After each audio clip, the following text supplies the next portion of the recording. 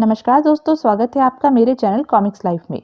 शुरू करते हैं अनिल मोहन जी द्वारा लिखा गया देवराज चौहान सीरीज का एक और मजेदार उपन्यास लूट के बाद पार्ट 4। सूखे से पतले से व्यक्ति ने दरवाजा खटखटाने की आवाज सुनकर दरवाजा खोला तो सामने जगमोहन को खड़े पाया। किससे मिलना है? तुम्हारा नाम मिस्त्री है? मिस्त्री? वह हंसा। हाँ, मिस्त्री भी कहते हैं लोग, क्योंकि किसी जमाने में मैं मिस्त्रीगिरी किया करता था, स्कूटर ठीक करता था। क्या काम है मुझसे? किसी को रास्ते से हटाना है। नशा तो नहीं करके आया तू? मिस्त्री ने तीखे स्वर में कहा। मिस्त्री? जगमोहन मुस्कुराया। मैं सिगरेट पीने के सिवाय कोई नशा नहीं करता, और सिगरेट पीने से इतना नशा नहीं होता कि आदमी अपने होश खो बैठे। मिस्त्री ने उसे गौर से देखा। क्या नाम है तेरा? जगमोहन। तो जगमोहन साहब, अगर मैं तुम्हें पकड़कर पुलिस में ले जाऊं और कहूं कि यह आदमी मुझे किसी की जान लेने को कह रहा है, तब तुम्हारी क्या हालत होगी? कुछ नहीं होगा। जगमोहन कड़वे अंदाज में मुस्कुराया। तब मैं पुलिस को कुछ ऐसे सबूत दूंगा जिससे यह जाहिर होगा कि पिछले 2 दिनों में तुमने सेठ जवाहरलाल और बोंगा नाम के व्यक्तियों की हत्याएं की हैं। पुलिस को भी थोड़ा बहुत शक तो पहले से ही तुम पर होगा कि तुम पैसे लेकर हत्याएं करते हो। अब तुम खुद ही अंदाजा लगा लो कि तब तुम्हारी क्या हालत हो सकती है। मिस्त्री के होंठ भींच गए, चेहरा सख्त हो उठा। और क्या जानता है मेरे बारे में?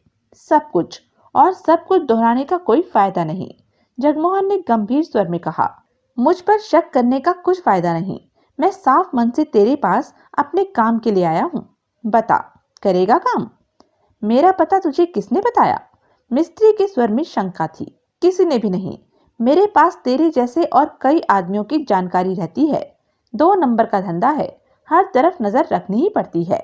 जब भी जिस इंसान की जरूरत पड़ती है, काम के लिए उसके पास आ जाता हूँ। हत्या करवाने की जरूरत पड़ी तो तेरे पास आ गया। इसमें कोई भी धोखेबाजी नहीं। ठीक है, मिस्त्री ने सिर हिलाया। एक हत्या के बदले 40,000 लेता हूँ मैं, और काम की गारंटी साथ में देता हूँ। मैं 20,000 दूंगा और काम की गारंटी साथ में लूंगा। दोनों ने एक दूसरे की आंखों में झांका। मैं 40,000 से एक पैसा भी कम नहीं लेता। आगे तुम्हारी मर्जी। तुम मेरी बात को समझने की कोशिश नहीं कर रहे।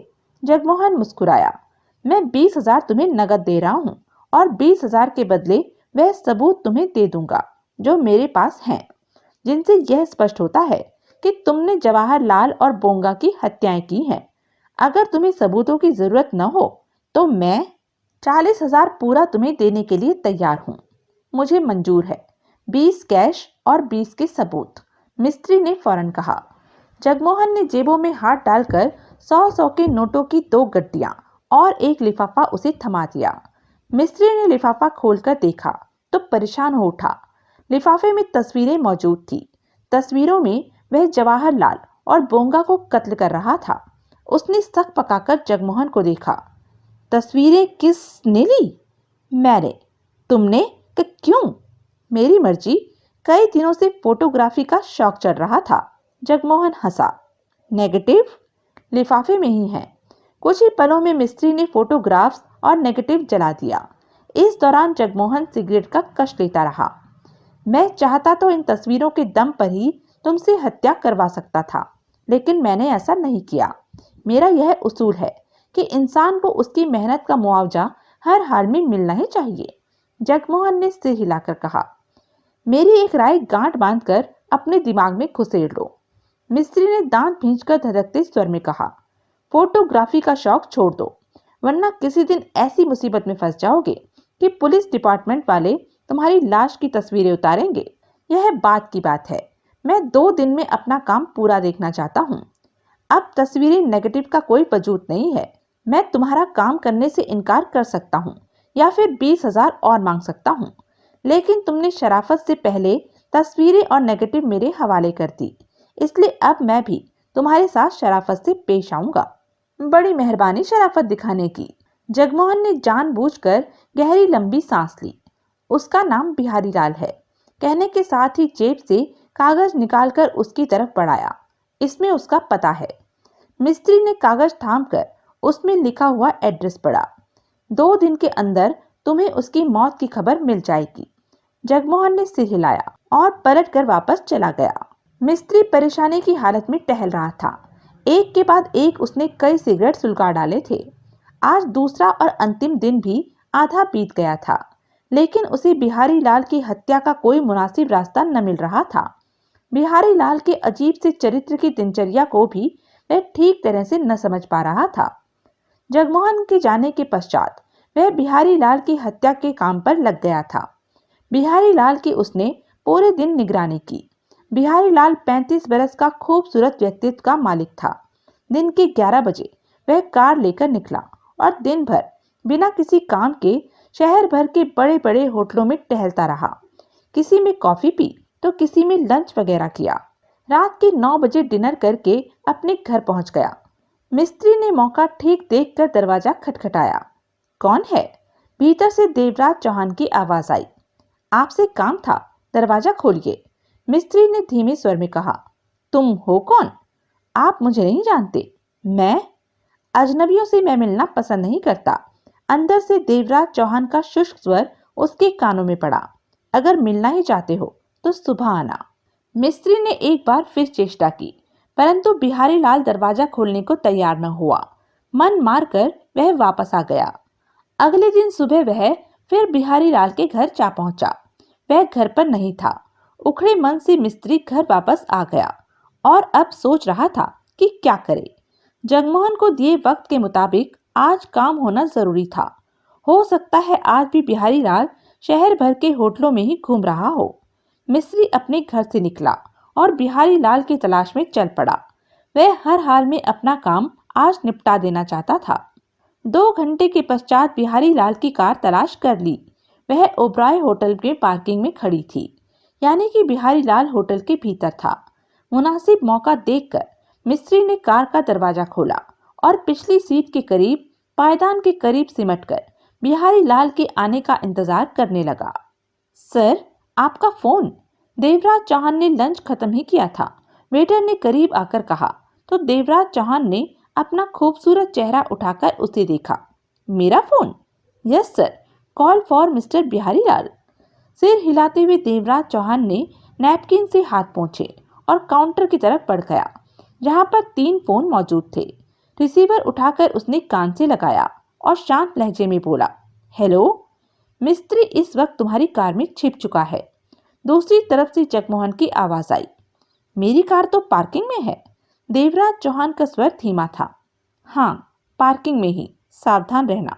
अच्छा, कहने के साथ ही उसने रिसीवर रखा और सिगरेट सुलगाता हुआ अपनी टेबल तक आ पहुंचा। वेटर को बुलाकर उसने बिल पे किया और फिर होटल से बाहर आ गया। उसकी चाल में हमेशा की तरह लापरवाही थी। पार्किंग में पहुंचकर वह कार में बैठा और कार स्टार्ट करके होटल से बाहर निकल गया।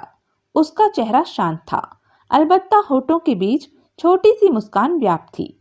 अभी 2 मिनट भी न बीते होंगे कि पीछे से मिस्त्री की आवाज उसके कानों में पड़ी। जहां मैं कहता हूँ, कार को उसी तरफ ले लो। मिस्त्री के स्वर में दरिंदगी का भाव था।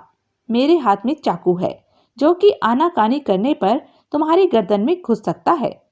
देवराज चौहान ने बैक व्यू मिरर से उसके चेहरे पर निगाह डाली। कौन हो तुम? बातें बाद में, पहले तुम कार को मेरे हिसाब से चलाओ। कहाँ चलना है? दाईं तरफ मोड़ लो। अब यहाँ मोड़ आएगा, वहां से आगे का रास्ता भी बताता रहूंगा। मिस्त्री के स्वर में दुनिया भर की क्रूरता भरी पड़ी थी और चाकू की नोक देवराज चौहान की गर्दन पर कभी कभार चुभ जाती थी। देवराज चौहान मिस्त्री के बताए रास्ते पर कार चला रहा था। कौन हो तुम? मिस्त्री के बताए रास्ते पर कार चलाकर देवराज चौहान कार को शहर के सुनसान हिस्से में ले आया था। सड़क के किनारे से कार को उतारकर जंगल में पेड़ों के झुरमुट में ला खड़ा किया था। बाहर निकल, मिस्त्री ने वहशी स्वर में कहा। देवराज चौहान कार का दरवाजा खोलकर बाहर निकला और सिगरेट सुलगाने में व्यस्त हो गया। मिस्त्री हाथ में चाकू थामे सतर्कता से बाहर निकला और चमकपूर्ण निगाहों से उसे निहारने लगा। तुमने बताया नहीं? कश लेकर देवराज चौहान ने उसे शांत निगाहों से देखा। तुम हो कौन और मुझे यहाँ क्यों लाए हो? मेरा नाम मिस्त्री है, उसने क्रूर लहजे में जवाब दिया। पैसे लेकर लोगों का खून करना मेरा धंधा है, यानी कि पेशेवर हत्यारा, और तुम्हारी हत्या करने के लिए ही तुम्हें यहाँ लाया हूँ। आ गई समझ में मेरी सारी बात? देवराज चौहान के माथे पर बल उभर आए। इसका मतलब अब तुम मेरी हत्या करोगे? स्वर में तीखापन आ गया। हाँ। कितने रुपए लिए हैं मेरी हत्या के लिए? देवराज चौहान उसे घूर रहा था। यह मेरा बिजनेस सीक्रेट है। यह सवाल मैंने इसलिए पूछा है ताकि अपनी जान की कीमत जान सकूं। बहरहाल 10-20 हजार रुपया मैं तुम्हें दे सकता हूं, अगर तुम मुझे यह बता दो कि इस काम के लिए किसने तुम्हें पैसे दिए हैं। देवराज चौहान ने उसकी आंखों में झांका। मैं धंधे में बेईमानी नहीं करता। बेवकूफी वाली बात मत करो।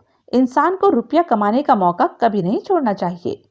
मेरी जान लेकर क्यों अपने हाथों को खून से रंगना ही मेरा धंधा है। मिस्त्री ने दांत भींचकर उसकी बात काटते हुए कहा। 10-20 तो क्या, अगर 50 भी दो तो तब भी मैं अपना काम पूरा ही करके रहूंगा। इसका मतलब अपनी पार्टी के वफादार हो, कुत्तों की तरह? सही कह रहे हो। मैं अपने धंधे में बेईमानी नहीं करता। अगर मैं ऐसे करने लगा तो मेरे पास आएगा कौन? भूखे मरने की नौबत आ जाएगी। मिस्त्री मौत के सी स्वर में हंस पड़ा। बचने की कोशिश कर सकते हो, मुझे कोई ऐतराज नहीं। मिस्त्री के स्वर में बदलाव आ गया। वह देवराज चौहान का काम तमाम करने के लिए तैयार था। इससे पहले कि वह अपने बचाव में कुछ करता, मिस्त्री चाकू सहित उस पर झपट पड़ा। देवराज चौहान ने दांत भींचकर चीते की सी फुर्ती के साथ कार के डोर को झटके से खोल लिया। पीछे से आते मिस्त्री का चाकू वाला हाथ कार से टकराया, फिर उसका शरीर चाकू छिटक कर नीचे जा गिरा। उन दोनों के मध्य कार का दरवाजा आ गया था। देवराज चौहान ने कार के दरवाजे को जोर का झटका दिया। मिस्त्री लड़खड़ाता हुआ 2-3 कदम पीछे को हट गया। यह सब कुछ सिर्फ 2 पल में ही हुआ था। अगले पल मिस्त्री क्रोध में गुर्राकर नीचे पड़े हुए चाकू पर झपटा और फिर चाकू उसके हाथ में था। अब वह दरिंदा नजर आ रहा था। तू बच नहीं सकेगा, मिस्त्री मौत के सी स्वर में गुर्राया। इससे पहले कि वह पुनः उस पर झपट पाता, देवराज चौहान ने फुर्ती के साथ जेब में हाथ डाला और रिवॉल्वर निकाल ली। मिस्त्री के पैर सख्ती के साथ जमीन से चिपक गए। आंखों में हैरानी, फिर दहशत के भाव चेहरे पर नाच उठे। देवराज चौहान ने जोर से कार के दरवाजे को बंद किया। चाकू बंद करके जेब में डाल लो, देवराज चौहान ने सख्त स्वर में कहा। मिस्त्री ने फौरन चाकू बंद करके जेब में डाल लिया था। अब मुंह फाड़ो, किसने तुम्हें मेरी हत्या करने को कहा है? मैं नहीं जानता उसे, मिस्त्री ने सूखे होठों पर जीभ फेर कर कहा। उसका नाम क्या है? देवराज चौहान ने दांत किटकिटाए। मालूम नहीं, उसने नाम नहीं बताया। झूठ मत बोलो, देवराज चौहान खतरनाक स्वर में दहाड़ा। मैं तुम्हें आसानी से छोड़ने वाला नहीं। अगर उसका नाम नहीं बताया तो तुम जिंदा नहीं बचोगे। अतः समझदारी इसी में है कि तुम शराफत से उसका नाम बता दो। झूठ बोलना मुझे आता नहीं और तुम मुझे मजबूर कर रहे हो कि मैं यूं ही झूठे तौर पर किसी का नाम ले लूं, मिस्त्री ने संभल कर कहा, जबकि रिवॉल्वर को अपने पर तना पाकर उसका चेहरा पक पड़ा हुआ था। जिसने मुझे तुम्हारी हत्या के लिए रुपए दिए, उसने अपना नाम बताया नहीं। मैंने पूछा भी, लेकिन नाम बताने से उसने स्पष्ट इनकार कर दिया। साले, बकवास करता है। देवराज चौहान दांत भींचकर आगे बढ़ा और रिवॉल्वर की नाल उसके पेट में घुसेड़ दी। इस बार तूने उसका नाम नहीं बताया तो सारी की सारी गोलियां तेरे पेट में घुसेड़ दूंगा। यह तेरे ऊपर है कि जीना चाहता है या मरना। मुझसे किसी प्रकार की दया की आशा मत रखना।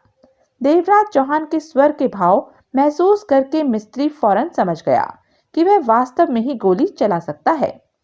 नाम बता देने से तुम मुझे छोड़ दोगे? मिस्त्री ने सूखे होठों पर जीभ फेरी। हाँ, फिर तो मुझे नहीं मारोगे? नहीं, उसका नाम बनारसी दास गुप्ता है। मिस्त्री ने नाम गलत बता दिया। अगर झूठ निकला तो? उसका यही नाम है जो मेरे पास तुम्हारी हत्या करवाने आया था। इस बात का मैं कोई सबूत पेश नहीं कर सकता। तुम्हें मेरा विश्वास करना चाहिए। देवराज चौहान ने 2 पल सोचा, फिर उसे घूर कर देखने लगा। इस नाम के किसी भी व्यक्ति को मैं तो नहीं जानता हूँ। यह तुम्हारे सोचने की बात है। तुमने नाम पूछा और मैंने बता दिया, मिस्त्री ने जल्दी से कहा। अब तो रिवॉल्वर जेब में रख लो। देवराज चौहान ने खूनी निगाहों से उसे देखा। भाग जा यहाँ से। एक बार भी पलट कर पीछे देखा तो तेरी खोपड़ी फाड़ दूंगा। मिस्त्री धड़कते दिल से आगे बढ़ा। उसे डर था कि कहीं पीछे से बिहारी लाल उसे गोली न मार दे, परंतु ऐसा कुछ भी न हुआ। वह सड़क पर आया और जल्दी से एक तरफ खिसक गया। उसके पास रिवॉल्वर मौजूद थी। अगर कहीं उसका इरादा बदल गया तो लेने के देने पड़ जाएंगे। मैंने बिहारी लाल के मरने की खबर कहीं नहीं सुनी। रात के 10 बजे जगमोहन मिस्त्री के घर पर आ पहुंचा। मैंने सोचा हो सकता है उसकी लाश अभी तक किसी की निगाह में न आई हो। मिस्त्री ने सिगरेट सुलगाकर कश लिया। बोला, कुछ नहीं। तुम्हारी तबीयत तो ठीक है ना? कुछ बोल नहीं रहे। अभी काम नहीं हुआ। क्यों? जगमोहन के माथे पर बल उभर आए। तुमने तो कहा था कि आज काम पूरा हो जाएगा। आज तुम्हारा दूसरा और आखिरी दिन है। मिस्त्री ने सिर हिलाया और फिर व्याकुलता से कह उठा, तुम्हारा काम होते होते रह गया। बिहारी लाल मेरे हाथ आ गया था, उसका काम तमाम हो जाता, लेकिन उसने रिवॉल्वर निकालकर मुझ पर तान दी। बहुत कठिनता से बची है। मुझे क्या मालूम था कि उसके पास रिवॉल्वर है। मैंने सोचा मामूली सा इंसान है, चाकू से काम चल जाएगा, इसलिए रिवॉल्वर साथ लेकर नहीं गया था। कुछ गलती मेरी भी थी कि उससे बातें करके मैंने उसे रिवॉल्वर निकालने का मौका दे दिया। सीधा साधा ही उस पर वार कर देता तो वह बच नहीं सकता था। मुझे तुम्हारी बातों में कोई दिलचस्पी नहीं है। मैं बिहारी लाल को डरा हुआ देखना चाहता हूँ। अगर यह काम तुम्हारे बस का नहीं तो मेरा 40,000 लौटा दो, 20,000 कैश और 20 तस्वीरों और नेगेटिव के। जल्दबाजी मत करो, थोड़ा सब्र करो, शायद कल काम हो जाए। उसने तुम्हें पहचान लिया है, उससे कोई फर्क नहीं पड़ता। मिस्त्री ने तीखे स्वर में कहा, अब वह मेरे हाथों से नहीं बचेगा। रिवॉल्वर मुझ पर तान कर वह तुम्हारे बारे में पूछ रहा था। फिर मैंने उसे यूं ही गलत नाम बता दिया। नाजुक वक्त था, अगर कोई नाम उसके सामने न लेता तो वह मुझे मार सकता था। कल काम हो जाएगा? हाँ, आशा तो पूरी है। ठीक है, काम होने की खबर पाते ही मैं 5,000 और दे दूंगा। मिस्त्री के सिर हिलाने पर जगमोहन वापस चला गया। अगले दिन देवराज चौहान दोपहर को 5 स्टार होटल में लंच ले रहा था कि उसका फोन आया। हेलो। लंच बीच में ही छोड़कर उसने फोन रिसीव किया। मिस्त्री तुम्हारे घर में छिप चुका है। दूसरी तरफ जगमोहन था। मेरे घर में? मैंने तो दरवाजा ठीक तरह से लॉक किया था। देवराज चौहान चौंका। वह पीछे वाले कमरे की खिड़की का शीशा तोड़कर भीतर हाथ डालकर खिड़की खोलकर भीतर चला गया। मैंने अपनी आंखों से देखा है। मैं आधे घंटे में घर पहुंचता हूँ, संभल कर रहना। मेरे ख्याल में आज उसके पास रिवॉल्वर भी हो सकती है। चिंता मत करो, मैं देख लूंगा।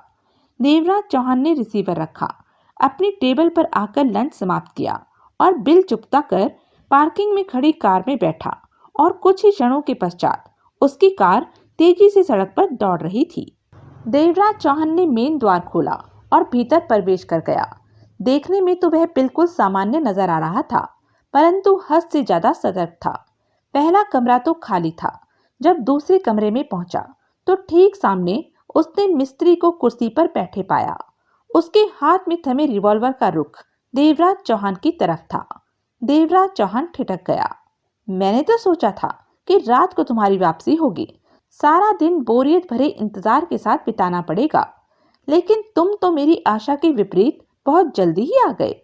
मिस्त्री की आवाज में व्यंग और जहर का समावेश था। मेरे कुछ कागजात रह गए थे, उन्हें लेने आना पड़ा।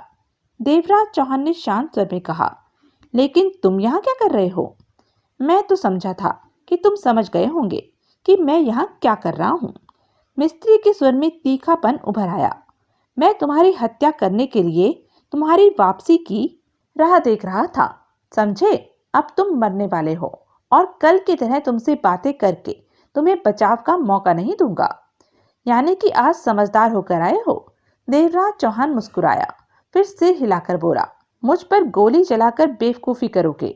फायर की आवाज को कई लोग सुनेंगे, उन कई में से कुछ तुम्हें देख भी लेंगे। कुल मिलाकर तुम्हारे पकड़े जाने की संभावना अधिक है। बेहतर होगा कि मेरी जान लेने के लिए चाकू का इस्तेमाल करो, सब कुछ शांति से निपट जाएगा। मिस्त्री होठ भींचे खतरनाक अंदाज में उठ खड़ा हुआ। मुझे सलाह मशवरे की आवश्यकता नहीं।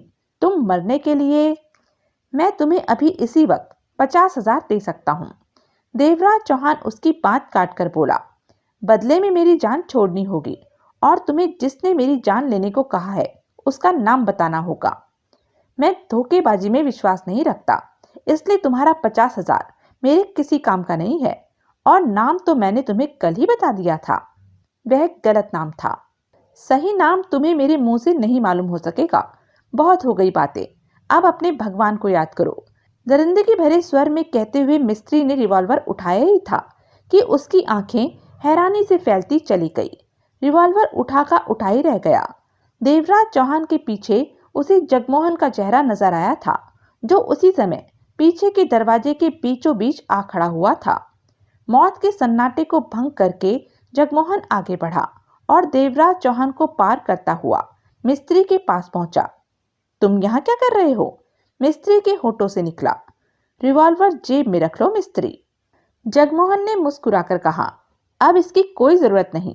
क्या मतलब? मिस्त्री चौंका। हमें एक हिम्मती और दिलेर साथी की जरूरत थी, इसलिए तुम्हें ठोक पीट कर चेक कर रहे थे कि तुम हमारे काम के आदमी हो या नहीं। मिस्त्री की हैरानी अब भी कम नहीं हुई थी। साथी की जरूरत? मैं समझा नहीं। हम किसी खास जगह पर बड़ा हाथ मारने जा रहे हैं, जहां हासिल होने वाले माल की गिनती करोड़ तक भी पहुंच सकती है। जगमोहन ने कहा, करोगे हमारे साथ काम? मिस्त्री ने समझने वाले अंदाज में सिर हिलाया। हाँ, इतने मोटे माल के लिए तो सैकड़ों कत्ल कर सकता हूँ। मिस्त्री? एकाएक देवराज चौहान मुस्कुराकर बोला, जहां हम हाथ मारने की सोच रहे हैं, वहां के बारे में सुनकर शायद तुम पीछे हट जाओ। बिहारी लाल, मिस्त्री कटुता से हंसा, पेशे से हत्यारा हूं। मुझ जैसे इंसान को इस बात की परवाह कभी नहीं हुई कि किसके खिलाफ कर रहा हूं। मतलब तो सिर्फ माल को जेब में डालना है। निजाम को जानते हो? देवराज चौहान मुस्कुरा रहा था। निजाम? मिस्त्री चौंका। दिल्ली का दादा? हाँ, देवराज चौहान ने सिर हिलाया। उसी के ठिकाने को लूटना है। सारा प्लान मैं बना चुका हूँ। खतरा कम है और माल ज्यादा। अब यह सोच लो कि निजाम के ठिकाने पर हाथ मारने का हौसला रखते हो। हौसला तो मैं निजाम की हत्या कर देने तक का रखता हूँ।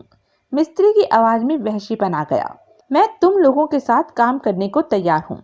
यह तो पक्का है ना कि वहां करोड़ तक का माल मिल सकता है? हाँ, बिल्कुल पक्का है। देवराज चौहान ने विश्वास भरे स्वर में कहा, तुम कल सुबह आ जाना। इस काम के लिए हमने 2 साथी और तलाश किए हैं। कल उन्हें भी बुला लेंगे, तब सारी योजना समझा दी जाएगी। चंद और बातें करने के पश्चात मिस्त्री विदा लेकर चला गया। यह जरूरी तो नहीं कि करीम लाला और गोकुल खन्ना मिस्त्री की तरह फौरन तैयार हो जाएं। हो सकता है निजाम का खौफ उसे इस काम में हाथ न डालने दे। जगमोहन ने सोच भरी निगाहों से देवराज चौहान को देखा। तुम ठीक कह रहे हो। देवराज चौहान ने सिर हिलाया।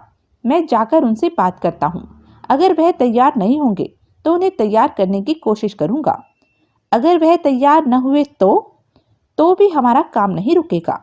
देवराज चौहान ने दृढ़ता भरे स्वर में कहा, मिस्त्री को साथ मिलाकर ही हम यह काम पूरा करने की कोशिश करेंगे। जगमोहन गहरी सांस लेकर रह गया। तुम? देवराज चौहान को देखते ही करीम लाला चौंका। हाँ, देवराज चौहान मुस्कुराया। बैठने को नहीं कहोगे? बैठो बैठो, तुम्हारा अपना ही घर है, करीम लाला ने जल्दी से कहा। सिगरेट सुलगाते हुए देवराज चौहान कुर्सी पर बैठ गया। पियोगे? करीम लाला ने हाथ में पकड़ी बोतल की तरफ इशारा किया।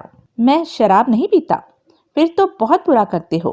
करीम लाला हंसा और बोतल मुंह से लगाकर तगड़ा घूंट भरने के पश्चात उल्टी हथेली से होठों को पोंछा। तुम यूं ही तो नहीं आ सकते, कोई खासी काम होगा। हाँ, एक बहुत ही मोटा हाथ मारना था। यूं कि तुमने पहला काम अच्छे ढंग से किया था, इसलिए सोचा इस काम में भी तुम्हें अपना भागीदार बना लें। करोड़ के लगभग की रकम का मामला है। करीम लाला ने हड़बड़ाकर शराब की बोतल नीचे रख दी। करोड़? हाँ, तो इसमें पूछने की क्या बात है? मैं बिल्कुल तैयार हूँ। करीम लाला, देवराज चौहान एक एक शब्द चबाकर बोला, जहाँ हमें हाथ मारना है वह निजाम है। निजाम को कौन नहीं जानता? सोच लो, उसके खिलाफ काम कर सकोगे? करीम लाला ठठाकर हंस पड़ा। यार बिहारी लाल, बड़े खराब आदमी हो तुम। एक तरफ करोड़ की झलक दिखा रहे हो और साथ ही कहते हो दौलत पर सांप बैठा है। देवराज चौहान मुस्कुराकर उठ खड़ा हुआ। सोच लेना, अभी पूरी रात पड़ी है। अगर मेरी बात पसंद हो तो सुबह 10 बजे तक मेरे पास आ जाना। करीम लाला कुछ नहीं बोला। निगाहें देवराज चौहान के चेहरे पर थी और चेहरे पर गहरी सोच के भाव विद्यमान थे। देवराज चौहान पलटा और बाहर निकल गया। उसे पूरा विश्वास था कि करीम लाला ठीक समय पर कल उसके पास आ पहुंचेगा। क्या कहा? 1 करोड़? गोकुल खन्ना का मुंह खुला का खुला रह गया। उसने फुर्ती से सिगरेट सुलगाई और तगड़ा कश लिया। हाँ, देवराज चौहान की निगाहें उसके चेहरे पर थी। रास्ते में कुछ ताले आएंगे जिन्हें कि तुम्हें जल्द से जल्द खोलना होगा। खोल दूंगा, उसकी तुम फिक्र न करो, गोकुल खन्ना विश्वास भरी स्वर में कह उठा। लेकिन हाथ मारना कहाँ है? निजाम के ठिकाने पर। निजाम? वह बदमाश? गोकुल खन्ना का मुंह खुल गया। हाँ, वही मैं। भाई बिहारी लाल, मुझे माफ करो। गोकुल खन्ना दोनों हाथ जोड़कर कह उठा। निजाम के खिलाफ काम करने की मुझ में हिम्मत नहीं है। मैंने सारी योजना बना रखी है। इस काम में खास खतरा भी नहीं है। अगर तुम चाहो तो चेहरा भी बदल सकते हो। तुम्हें कोई पहचानेगा भी नहीं। छोड़ो इन बातों को, मैं फंसने वाला नहीं। गोकुल खन्ना बात समाप्त करने वाले लहजे में कह उठा। यह ठीक है कि करोड़ की रकम भारी होती है, हिस्सा भी तगड़ा मिलेगा, लेकिन फंसने पर निजाम ने मेरी वह हालत करनी है कि तुम जिस काम में हो कभी भी फंस सकते हो। काम करते समय तुम्हारे हाथों कोई मर भी सकता है, तब सारी उम्र जेल में बिता सकते हो। लेकिन निजाम के खिलाफ काम करके एक ही झटके में लाखों में रुपया पाकर इस बुरे काम से किनारा करके आराम से जिंदगी बिताना तुम्हें पसंद नहीं। यही मतलब है तुम्हारा। तुम जैसे बेवकूफ लोग इसी तरह अपनी जिंदगी बर्बाद करते हैं और जब जिंदगी में सुनहरी मौका मिलता है तो उसे खो देते हो। गोकुल खन्ना ने सूखे होठों पर जीभ फेरी। तुम निजाम को नहीं जानते। वह मैं तुमसे कहीं बेहतर निजाम को जानता हूँ। देवराज चौहान उसकी बात काट कर तीखे स्वर में कह उठा। निजाम कोई भूत तो नहीं जो तुम उससे इतना डर रहे हो। हम तुम्हारे साथ हैं। और वह करीम लाला, उसे तो तुम अच्छी तरह जानते हो। वह भी इस काम में शामिल हो चुका है। 1-2 दिन की बात है। हम सब नोटों के ढेर पर बैठे होंगे और तुम इसी तरह फक्कड़ हालत में बैठे सिगरेट ही पीते रहोगे। याद रखना गोकुल खन्ना, ऐसे मौके जिंदगी में बार बार नहीं मिलते। जिंदगी में एक बार ही ऐसा चांस हासिल होता है। गोकुल खन्ना देवराज चौहान को देखता रहा। चेहरे पर व्याकुलता और बेचैनी के भाव स्पष्ट उभर आए थे। अगर तुम्हें मेरी बात मंजूर नहीं तो मैं चला जाता हूँ, लेकिन बाद में तुम ही पछताओगे। देवराज चौहान ने उखड़े लहजे में कहा। योजना क्या है? कहाँ पर हाथ मारना है? एकाएक गोकुल खन्ना ने कहा। जब तक तुम हमारी योजना में शामिल नहीं हो जाते तब तक तुम्हें कुछ भी नहीं बताया जाएगा, और योजना में शामिल होने के बाद तुम पीछे नहीं हट सकोगे। कितना खतरा है इस काम में? 25%, यानी कि 75% सफलता के चांसेस है। हाँ, गोकुल खन्ना हिचकिचाया, फिर बहुत धीमे स्वर में कहा, मैं तैयार हूँ। और अगले दिन मिस्त्री, करीम लाला और गोकुल खन्ना तीनों समय पर पहुंचे थे। देवराज चौहान ने उन्हें अपनी योजना बता दी। योजना ठीक थी, किसी ने ची नहीं की थी। और अब कल रात को सबने इस योजना पर काम करना था। आज रात निजाम बहादुरगढ़ वाले फार्म पर पहुंच रहा था और कम से कम 5-6 दिन उसका वहां पर रहने का प्रोग्राम था। देवराज चौहान ने गहरी सांस ली और सोचों से बाहर निकल आया। सुलगती सिगरेट को उसने ऐश ट्रे में डाला और उठकर कमर पर हाथ बांधे कमरे में टहलने लगा। वह हर हाल में निजाम को तगड़ा सबक सिखाना चाहता था और सिर्फ आज और कल का दिन था। कल रात तो हर हाल में निजाम से मुलाकात होनी ही थी। अगले दिन शाम को 5 बज रहे थे। यह लो। जगमोहन ने देवराज चौहान की तरफ रिवॉल्वर बढ़ाई। दूसरी उसने अपने हाथ में थाम रखी थी। साफ करके चैम्बर भर दिया। फालतू राउंड भी मैंने जेबों में भर लिए हैं। गोलियों की कमी नहीं होगी। देवराज चौहान ने रिवॉल्वर चेक करके जेब में डाल ली। घंटे तक वह लोग आ जाएंगे। एक बार फिर सब बातों पर गौर करके करीब 9 बजे हम यहाँ से बहादुरगढ़ के लिए रवाना हो जाएंगे। मैं मालूम कर चुका हूँ, निजाम कल रात ही वहां पहुंच गया था। जगमोहन ने गहरी सांस लेकर रिवॉल्वर जेब में ठूस ली और फिर अगले 1.5 घंटे तक गोकुल खन्ना, करीम लाला और मिस्त्री वहां पहुंच चुके थे। 9 बजे तक वह लोग इसी मामले पर बातें करते रहे। वह तीनों अपने नए नए विचार पेश कर रहे थे। बहरहाल 9 बजे देवराज चौहान, जगमोहन, मिस्त्री, करीम लाला और गोकुल खन्ना कार द्वारा बहादुरगढ़ फार्म पर स्थित निजाम के बंगले की तरफ रवाना हो गए थे। रात के 11 बज रहे थे। चारों तरफ अंधकार फैल चुका था। आकाश में तारे टिमटिमा रहे थे। चंद्रमा की तीव्र रोशनी धरती को चांदी के समान चमका रही थी। हवा न चलने के कारण बदन में पसीना सा उभर रहा था। चारों तरफ गहरा सन्नाटा छाया हुआ था।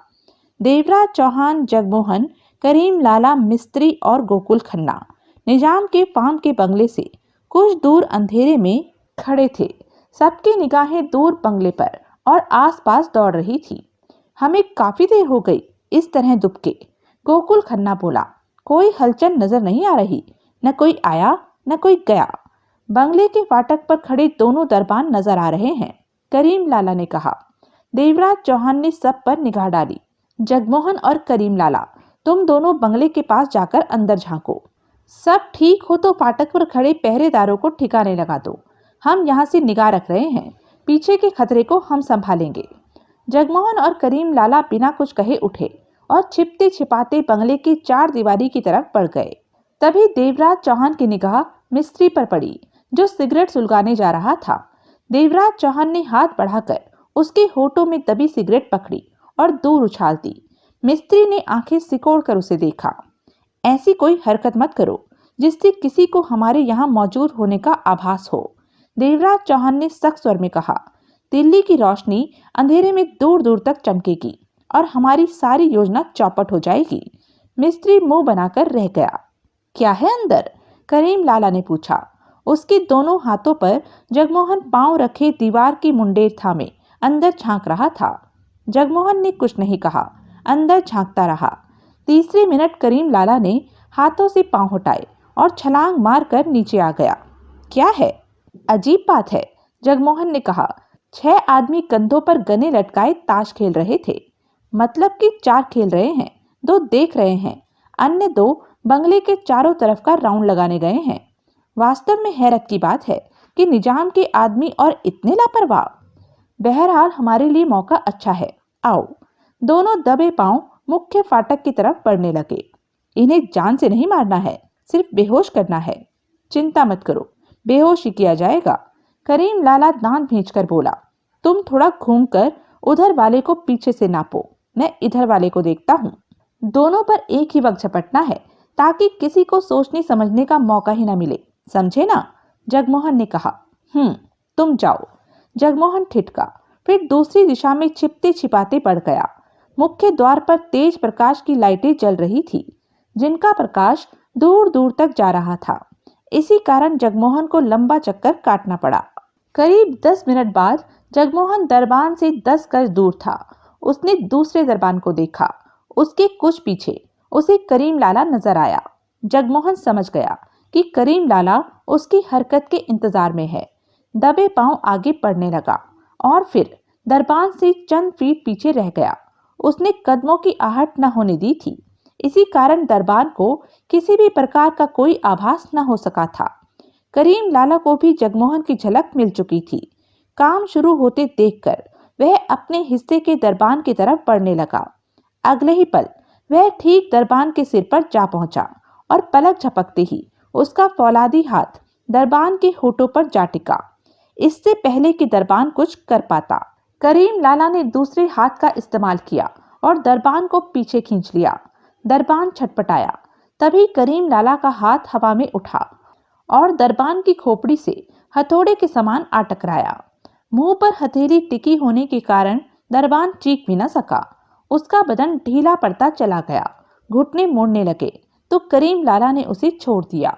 वह निर्जीव सा नीचे जा गिरा। करीम लाला ने जगमोहन को देखा। जगमोहन के हिस्से में आया दरबान नीचे गिरा पड़ा था। दोनों ने हाथ उठाकर खामोशी से एक दूसरे को इशारा किया। हाथ ऊपर, कोई चालाकी नहीं, कोई होशियारी नहीं। देवराज चौहान का दबा किंतु खतरनाक स्वर गूंजा। ताश खेलते दरबान ठिठक कर जोरों से चौंके।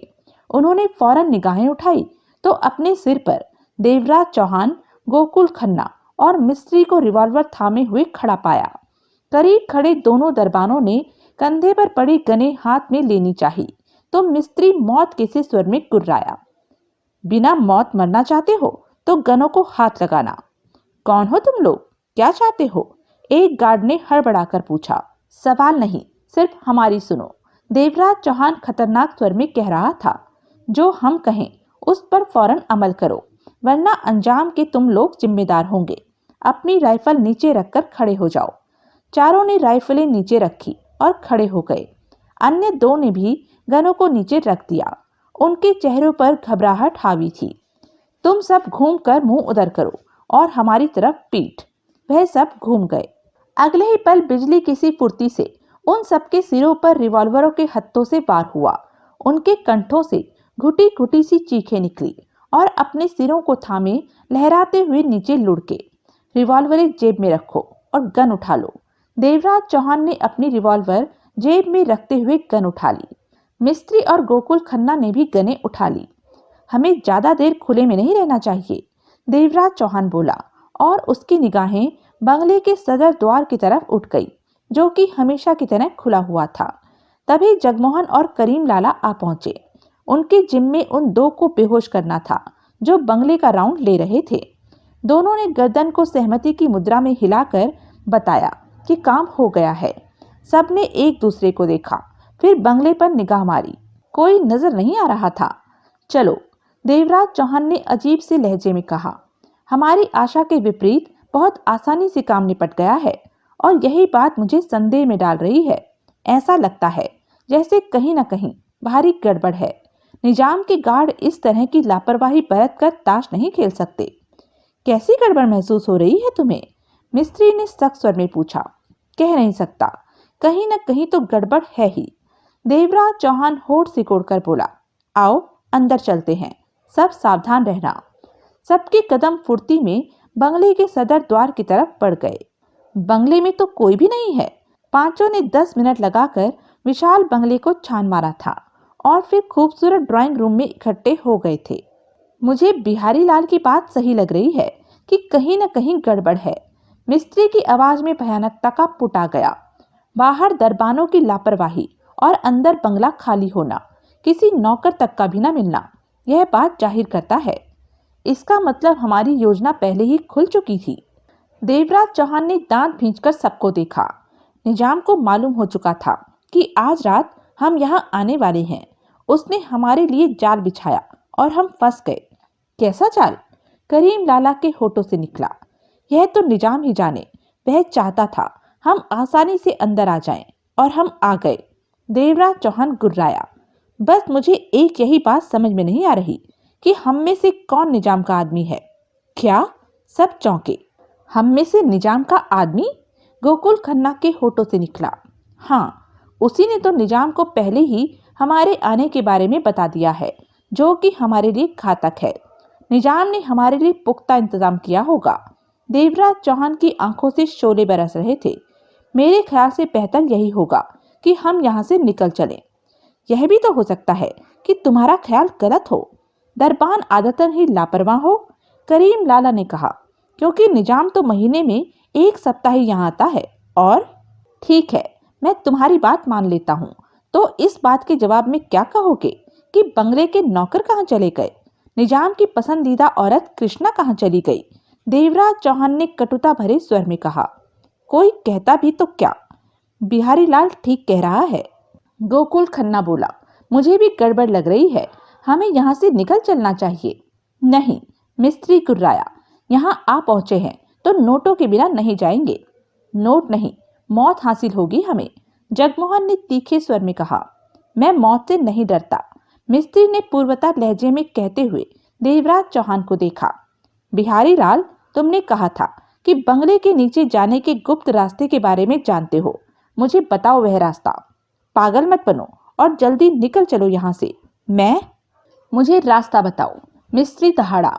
करोड़ रुपया मैं यूं ही नहीं छोड़ सकता।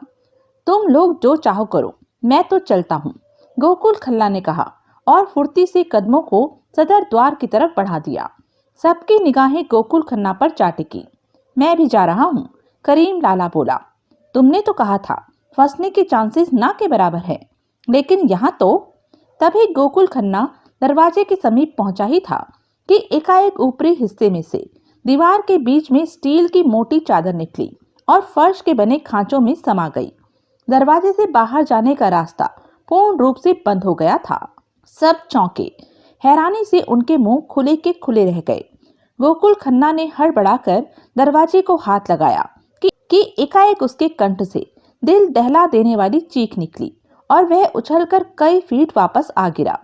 कई पलों तक उसके जिस्म में कंपन होता रहा, फिर धीरे धीरे सामान्य स्थिति में आता हुआ गहरी गहरी सांसें लेने लगा। देवराज चौहान फौरन उसके पास पहुंचा।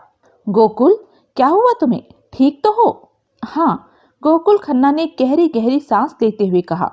ठीक हूँ बिहारी लाल। स्टील की चादर जो दरवाजे वाली जगह पर आ गई है, उसमें भारी वोल्टेज का करंट है। अभी तक मेरा जिस्म कांप रहा है। देवराज चौहान के होठों से गहरी सांस निकल गई। उसने सबको देखा और सिगरेट सुलगाकर गहरे सन्नाटे को तोड़ा। हम लोग फंस चुके हैं। सबके चेहरे पल भर के लिए फक पड़ गए।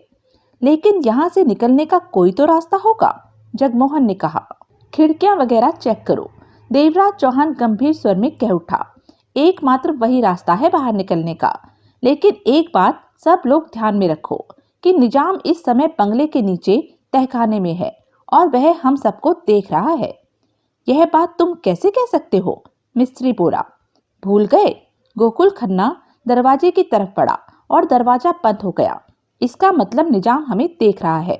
देवराज चौहान का स्वर अब सामान्य हो गया था। यानी कि निजाम यहाँ आ चुका है और हम सब चूहों की तरह पिंजरे में आ फंसे हैं। खिड़कियां चेक करो, करीम लाला ने कहा। हमें फौरन बाहर निकल जाना चाहिए। मैं तो पहले ही कहता था कि निजाम के मामले में टांग अड़ाना ठीक नहीं, गोकुल खन्ना ने झल्लाकर कहा। देवराज चौहान उसे कहर भरी नजरों से देखने लगा। खिड़कियां चेक करने के लिए जगमोहन आगे बढ़ा। उसने दूसरा कदम उठाकर फर्श पर रखा ही था कि उसके गले से दिल दहला देने वाली चीख निकली और उछलकर कई फीट पीछे जा गिरा। सब जोरों से चौंके। देवराज चौहान ने फौरन नीचे पड़े जगमोहन के पास पहुंचकर उसे संभाला। जगमोहन उखड़ी उखड़ी हुई गहरी सांसें ले रहा था। करंट लगा है, जगमोहन ने लंबी लंबी सांसें लेते हुए सहमति से सिर हिलाया। इसका मतलब निजाम ने यहाँ जगह जगह करंट फैलाने का प्रबंध कर रखा है। तभी तो बाहर नाम मात्र के 8 गार्ड रहते हैं। तभी तो उसने आसानी से हमें अंदर आने दिया, क्योंकि वह जानता था अंदर आकर हम अपनी मनमानी नहीं कर सकेंगे। वास्तव में हम बुरी तरह फंस चुके हैं। सबके चेहरों पर भय की लहरें नाच उठी। वह एक दूसरे का चेहरा देखने लगे। निगाहों में प्रश्न था कि अब क्या होगा। तभी निजाम का भारी भरकम गूंजता स्वर उसके कानों से टकराया। स्वागतम। निजाम अपने बंगले पर बहादुर दुश्मनों का स्वागत करता है। हमें प्रसन्नता है कि आज हमारे यहाँ बतौर बिन बुलाए मेहमान बड़ी बड़ी हस्तियां आई हुई हैं। यह सब देखकर वास्तव में हमें खुशी हुई। सबके चेहरों पर मौत की परत छाती चली गई। देवराज चौहान के दांत खिंच गए। जो जहां है वहीं खड़ा रहे, देवराज चौहान बोला। करंट कहां कहां बिछा है कुछ कहा नहीं जा सकता। लेकिन हम कब तक इस तरह खड़े रहेंगे? मिस्त्री ने झुंझलाहट से कहा। अगर हम करंट को देख सकते तो अपना बचाव कर सकते थे, जगमोहन गहरी सांस लेकर खड़े होते हुए बोला। जवाब में निजाम का व्यंग से भरा कहकहा गूंजा। करंट को देखकर आप लोग अपना बचाव कर सकते हैं। कहकहा रोककर निजाम ने हंसते हुए कहा। ठीक है, हम तुम लोगों की इस परेशानी को भी दूर कर देते हैं। हम भी देखना चाहते हैं कि करंट नजर आने पर तुम लोग अपना बचाव कैसे करते हो। हमें फैला हुआ करंट कैसे नजर आएगा? देवराज चौहान बोला। अभी मालूम हो जाता है। फिलहाल सबसे पहले हम तुम सबकी निशानदेही करना चाहते हैं। नाम तो हमें मालूम है, लेकिन कौन सा नाम किसका है यह हमें नहीं मालूम। मैं नाम पुकारूंगा, जिसका नाम हो हाथ उठाए। मिस्त्री। मिस्त्री ने हाथ ऊपर उठाकर लहराया। गोकुल खन्ना। गोकुल खन्ना ने भी हाथ उठाया। करीम लाला। करीम लाला ने भी हाथ हिलाया। Good, very good. और तुम बिहारी लाल हो, यही ना? हाँ, देवराज चौहान ने कहा। और तुम्हारा यह साथी जगमोहन? हाँ। जवाब में निजाम का कहकहा गूंज उठा। स्पीकरों के माध्यम से आती आवाज इतनी तेज थी कि उन सबको अपने कानों के पर्दे फटते महसूस हो रहे थे। करीब 1 मिनट तक निजाम की हंसी सुनाई देती रही। साला पागल हो गया लगता है, करीम लाला बड़बड़ाया। तभी निजाम की हंसी रुकी और बोला। तुम बिहारी लाल बनकर दुनिया को बेवकूफ बना सकते हो, लेकिन हमें नहीं। हम तो दिल्ली अंडरवर्ल्ड के बादशाह हैं। ऐसी बातों से हम धोखा खाने लगे तो हमें कौन रहने देगा इस गद्दी पर? क्या मतलब? मिस्त्री ने चौंक कर पूछा। हा हा हा, तुम्हारे साथी भी तुम्हारी असलियत नहीं जानते। वास्तव में हैरानी की बात है। तुम्हारा नाम सुनकर यह भी हैरान ही होंगे। हम तो पहले ही सोच रहे थे कि हमारे रास्ते में आने वाला बिहारी लाल कोई मामूली आदमी नहीं हो सकता। अब तुम्हें देखकर समझे कि तुम बिहारी लाल नहीं, देवराज चौहान हो। सब चौंके, हैरानी से देवराज चौहान को देखने लगे। देवराज चौहान के होठों पर गहरी मुस्कान थी। और यह तुम्हारा लंगोटिया साथी जगमोहन। नाम बदलकर तुम दिल्ली में क्यों घूम रहे हो, यह भी हम जानते हैं। राजनगर में तुमने सुपर प्राइवेट वॉल्व लूटा था, लेकिन तुम्हारे साथी बैकुंठ लाल की दगाबाजी के कारण सारा मामला खुल गया। भारी पैमाने पर तुम्हारी तलाश होने लगी, इसलिए तुम्हें राजनगर से खिसकना पड़ा और नाम बदलकर तुम दिल्ली में आ गए। तुम तो मेरे बारे में बहुत कुछ जानते हो। अंडरवर्ल्ड की खबर रखना ही हमारा धंधा है देवराज चौहान। निजाम हंसता हुआ कह रहा था। लेकिन यह बात अपने दिमाग में बैठा लो कि हम दल सिंह पांडा या चिन्ना पांडा नहीं हैं, जिन्हें तुमने अपने हाथों से मारा था।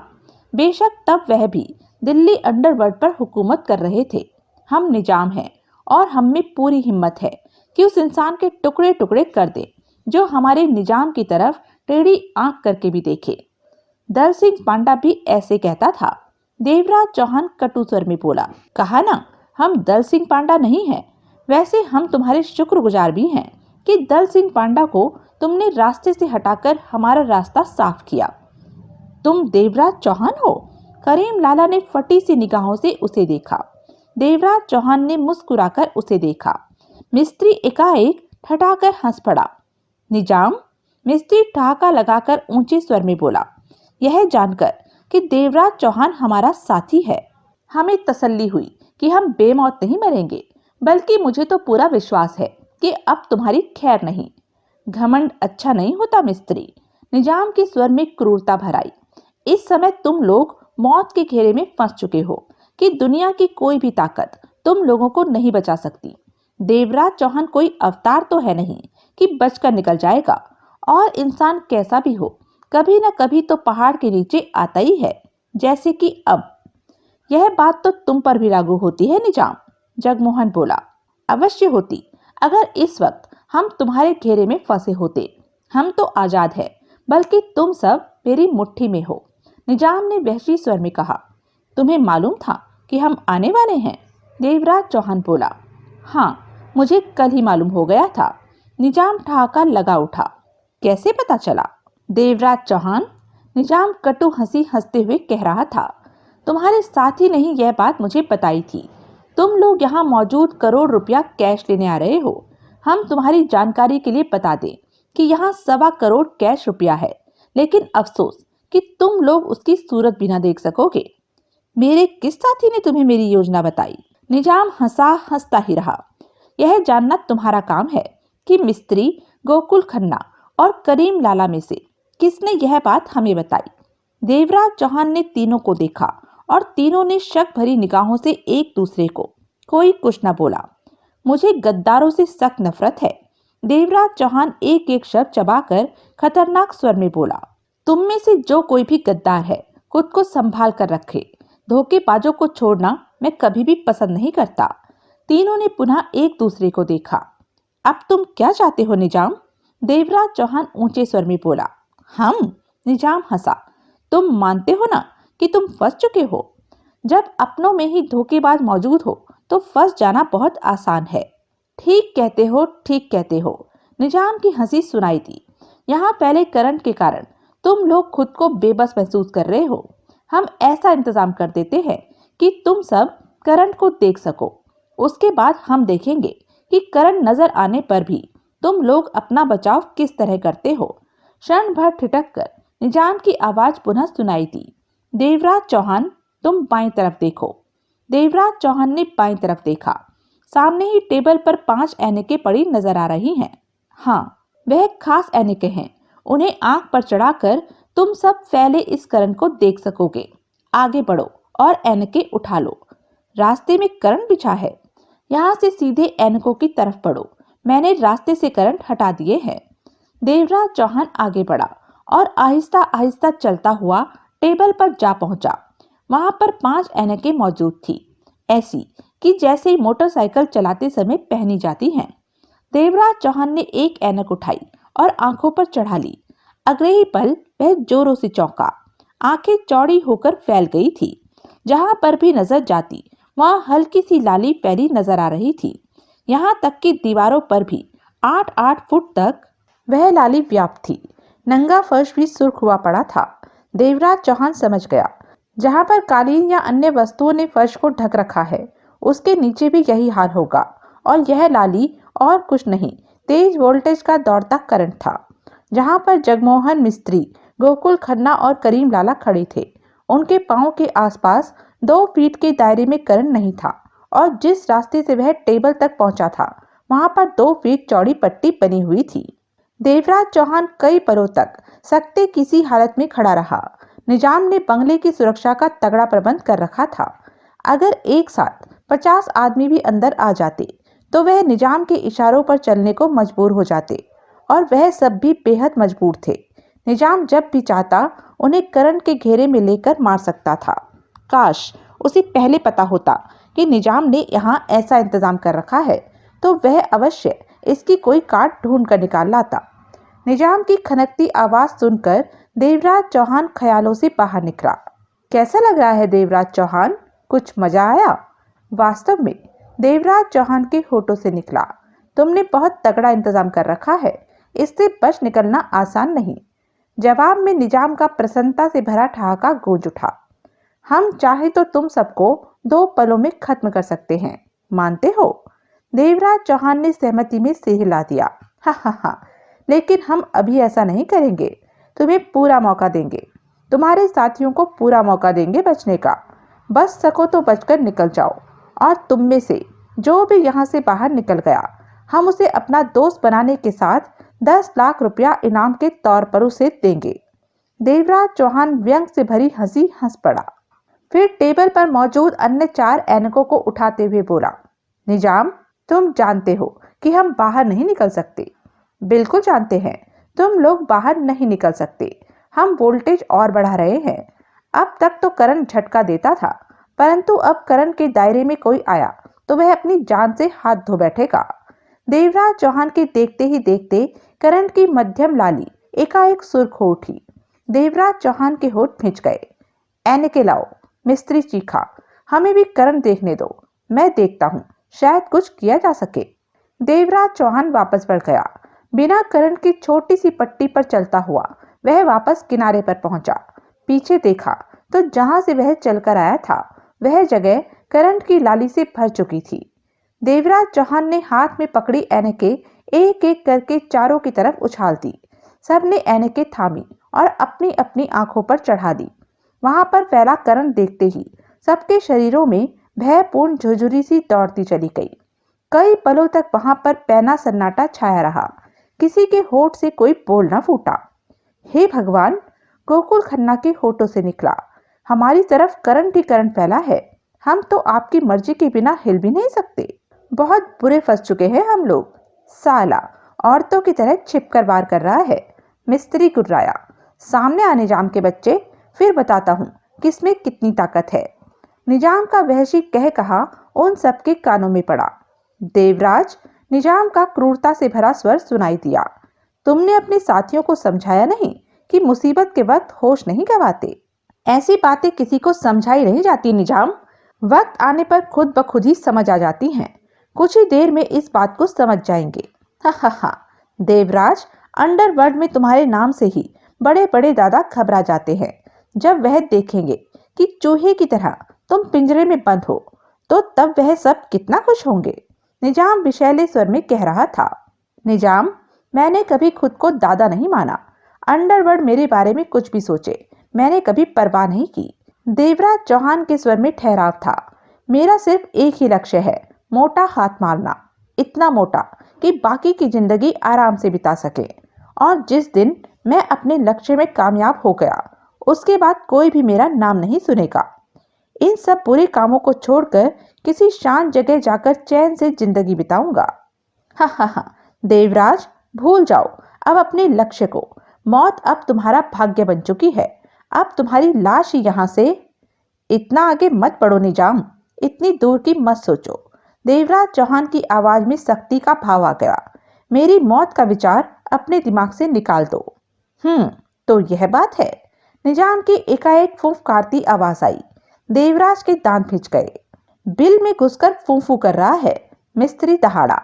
बाहर आ, फिर बताता हूं तुझे। तू अभी मुझे नहीं जानता निजाम। मैं तेरे जैसे पेशेवर हत्यारे को मैं अच्छी तरह जानता हूं। निजाम की फुफकार पुनः आई। तुम सब लोग हमारा कुछ नहीं बिगाड़ सकते, जबकि हम चाहें तो तुम सबको अभी खत्म कर सकते हैं, लेकिन करेंगे नहीं। हम तुम सबको तड़पा तड़पा कर मारेंगे।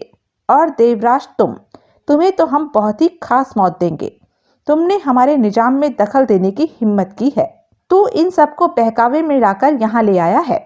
हम? हाँ, यही हम सबको यहाँ लाया है। गोकुल खन्ना जल्दी में बोल पड़ा। हम तो आना ही नहीं चाहते थे। मुझे तो धमकी देकर यह यहाँ लाया है। चुप बे। करीम लाला गोकुल खन्ना को देखकर दहाड़ा। सच सुनकर तुम्हें तकलीफ क्यों हो रही है? गोकुल खन्ना गुस्से से बोला। तू क्या समझता है निजाम तेरी बात सुनकर तुझे छोड़ देगा? करीम लाला की आंखें सुर्खी से नाच उठी। हमारे साथ आया है तो हमारा साथी बनकर है, वरना निजाम तो तुझे मारेगा ही मारेगा। मैं अभी गन की सारी गोलियां तेरे सीने में उतार दूंगा। गोकुल खन्ना सूखे होठों पर जीभ फेर कर रह गया। निजाम? जगमोहन ने अपने होठ खोले। हाँ, इसी तरह खड़े खड़े तो हम थक जाएंगे। आराम करना चाहते हो? निजाम की वहशी हंसी सुनाई थी। वास्तव में यह समय आराम का है। रात काफी हो चुकी है। हम इतना करंट कर देते हैं कि तुम लोग रात भर सो सको। अगले ही पल हरेक के आसपास से 12-12 फीट करंट हट गया। सबको कुछ राहत मिली। तुम लोग सो सकते हो, रात भर आराम कर सकते हो। हमें भी आराम की आवश्यकता महसूस हो रही है। Good night. कल सुबह मुलाकात होगी। इसके साथ ही आवाज आनी बंद हो गई। सब बिना करंट वाली जगहों पर बैठ चुके थे।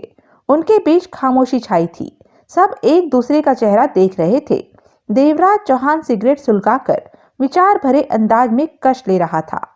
यहाँ तो हम बुरे फंसे, करीम लाला बोला। निजाम ने तो ऐसा इंतजाम कर रखा है कि बचकर निकलने की कोशिश भी नहीं की जा सकती। हमें देवराज चौहान ने फंसाया है, गोकुल खन्ना कड़वे स्वर में बोला।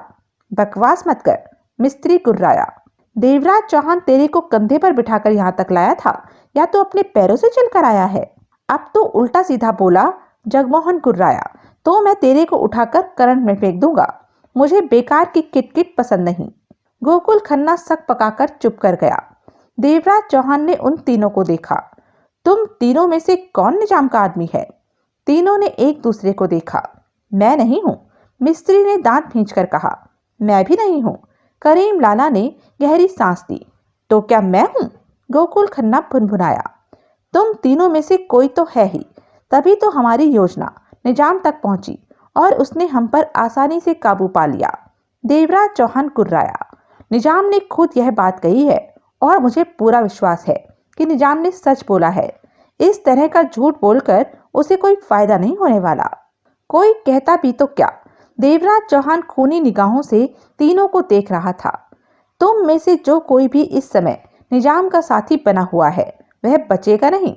मैं बहुत जल्द उसे ढूंढकर उसकी धोखेबाजी की सजा उसे दूंगा। अवश्य ऐसा ही करना। करीम लाला ने सिर हिलाया। लेकिन अब यह बताओ कि किया जाए? निजाम के इस फंदे से बाहर निकला भी जा सकता है या नहीं? सारे हालात तुम सबके सामने हैं। देवराज चौहान कश लेकर बोला। इंसानों से तो मुकाबला किया जा सकता है, लेकिन तेज वोल्टेज के करंट से नहीं, जो इस वक्त हमारे आसपास बिखरा पड़ा है। सब वहां फैले करंट को देखने लगे। हमें वक्त का इंतजार करना चाहिए। मुनासिब मौके को ढूंढना होगा कि कैसे इस जंजाल से मुक्ति हासिल की जा सके, और इसके लिए चाहे जैसे भी हालात हो हमें अपने पर काबू रखना होगा। टेम्पर लूज करके हम कुछ भी नहीं कर सकते। अलबत्ता जान का नुकसान हमें अवश्य होगा। निजाम फैसला कर चुका है कि उसने हमें मौत ही देनी है और हमें हर हाल में कोशिश करनी है कि मौत को शिकस्त दे। परंतु इस करंट के आगे कुछ भी नहीं कर सकते। जगमोहन बोला। देखते हैं। अभी कुछ नहीं मालूम कि निजाम हमारे साथ कैसा सलूक करता है। उसने हमारे बारे में क्या सोच रखा है। करंट में कैद करके निजाम हम सबका मनोबल हिम्मत तोड़ना चाहता है और हमें अपनी हिम्मत को सलामत रखना होगा। तभी हम सही ढंग से हालातों का मुकाबला कर सकते हैं। तुम ठीक कहते हो, मिस्त्री दांत भींचकर कह उठा। तो यह थी अब तक की कहानी। आगे की कहानी जानने के लिए बने रहें मेरे साथ। और हाँ, मेरे चैनल को लाइक, शेयर और सब्सक्राइब करना ना भूलें। और कमेंट करके ज़रूर बताएं कि यह वीडियो आपको कैसा लगा। धन्यवाद।